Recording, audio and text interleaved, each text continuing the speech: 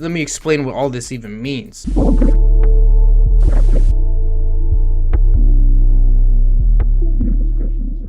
What the fuck is up, guys? I'm back, and I'm here bringing you this idea I just thought of today, and I think this will bring pretty much another element to the game that we haven't seen, and also bring Red Frontier into another sphere of multiplayer games. So the idea I have is pretty much PvP Raiders, or that's gonna be the title of the update. So what is this PvP Raiders? Well, let me go ahead and sell this to you. Alright, so you're in a PvP zone, alright? The loot rate's been increased, so you got more of a reason to go into PvP zones. Alright, you loot for a few hours, you get hella good loot. Alright, you're finally coming home. You're coming home to your outposts, and then I don't know where you start getting sniped. Start getting sniped by someone. What the heck? Why would they want to snipe you? You know, you're not about to lose anything. End up killing you.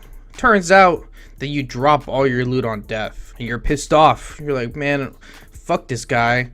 I looted that shit all on my own. Why am I getting punished for this? So you go back in the PvP zone. You find him and you kill him. Take your loot back, but hey, there's something different about you now. What is it you say? Hey, your name is now a little light blue. So here, let me explain what all this even means. So with this PvP Raiders update I'm suggesting here, it's going to give you incentive to go into PvP zones, but it's also going to add a little something. So there's going to be two types of players inside this zone. There's going to be the Raiders and there's going to be the Vigilantes. The Raiders are people who kill innocent people. Well, that's pretty much it. Players who kill innocent people. So let me explain to you how this color system works. So your greens are your regular guys. All right. So it's gonna be your neutral people, and if anyone kills them, then you add to your Raider score, which your Raider score is gonna give you a darker hue of red each time you kill an innocent civilian. So when anyone sees you inside the game, they're gonna see, or in the PvP zone, they're gonna see your name as a light red,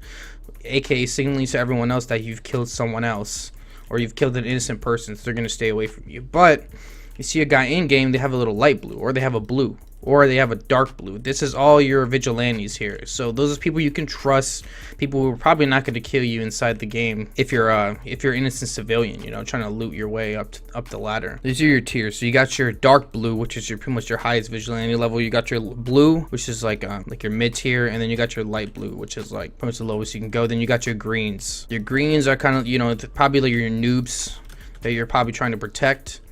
People who just don't go into PvP zones to kill people. Those are your greens. And then you got your reds. You got your light red.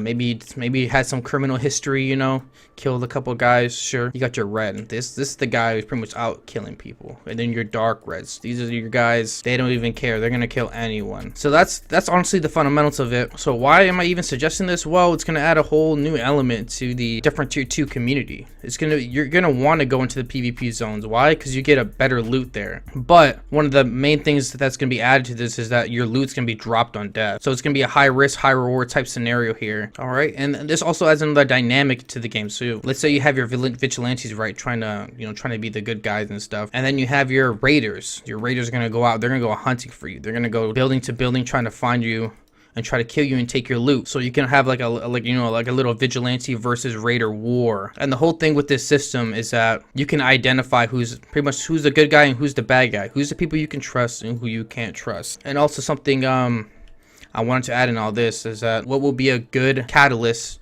to incentivizing people to do this is that there should be an introduction of leaderboards, which I brought this up in the past, but I think this would be definitely a good time to add it in. So there's gonna be a top survivor. The top survivor is gonna be your survivor who survived the most, or your pretty much your survivor who survived the most in the PvP zone. So you're gonna have your time period they've survived there without dying. You're gonna have your top player killer, the person who's killed the most players, honestly probably in a week span, just nothing too crazy. And then you're gonna have your top vigilante as well, the one who's killed the most raiders that week and stuff like that. You can kill other raiders as well. It's not nothing saying you can't do that.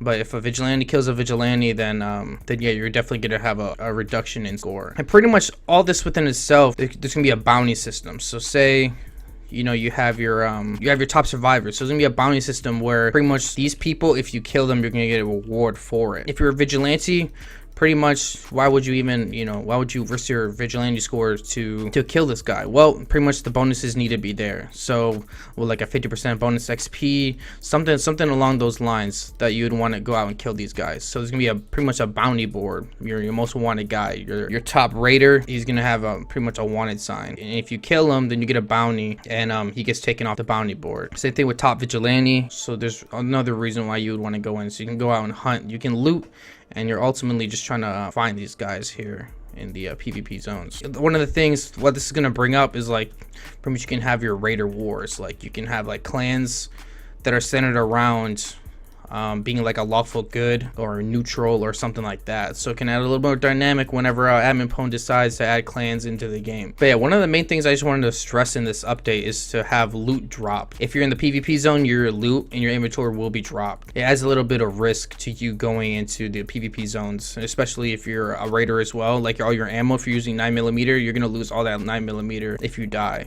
Same with vigilantes. And so another reason why I'm even suggesting this to begin with is I think it'd be relatively simple to add, but I'm also keeping in mind that admin pwn's also working on the bosses and stuff, like all the stuff you've teased. I think this would be a nice update to add. It would just be another type of dynamic to the game, which has been seen in a couple games, but not all of them. And it also put different tier on the charts for probably one of the most interesting games in terms of a zombie PvP type games. But anyway, guys, I mean, that's pretty much it for this video. I just thought of that interesting idea, and I thought I'd put it out there. I saw with the new update that admin pwn, he added stuff in the game which I put on my video yesterday. So maybe he's watching these videos, I don't know. But yeah, definitely this game is heading to the right direction, and he's definitely listening. Anyway, that's gonna be for this video, guys. Hope you guys enjoyed the gameplay, this idea. If you guys like the idea, definitely let me know. Yeah, I'll put more of these type of videos in the future, and definitely more content to come. Anyway, that's gonna be for this video, guys. Hope you guys enjoyed, and subscribe and like the video.